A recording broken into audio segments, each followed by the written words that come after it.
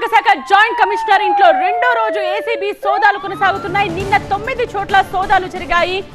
అలాగే బాలు నాయక్ ఆదాయానికి మించిన ఆస్తులు కూడబెట్టినట్టుగా గుర్తించారు అధికారులు. ఇవాళ బ్యాంక్ ఖాతాలు కూడా పరిశీలించబోతున్నారు. నిన్న ఏసీబీ అధికారులు జరిపిన ఆకస్మిక దాడుల్లో కార్మిక శాఖ జాయింట్ కమిషనర్ బాలు నాయక్ తిరుపతి, అన్నమయ్య, కర్నూలు జిల్లాల్లో భారీగా ఆస్తులు కూడబెట్టినట్టు గుర్తించారు.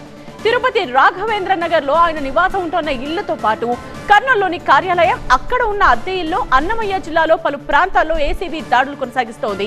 మదనపల్లిలోని బంధువులు బాలు నాయక్ కుమారుడు ఇళ్లలో కూడా ఏసీబీ దాడులు చేస్తోంది. అలాగే బాలు నాయక్ కుమారుడు నిర్వహిస్తున్న ఆర్సీ సర్జికల్స్ లో కూడా సోదాలు జరుగుతున్నాయి.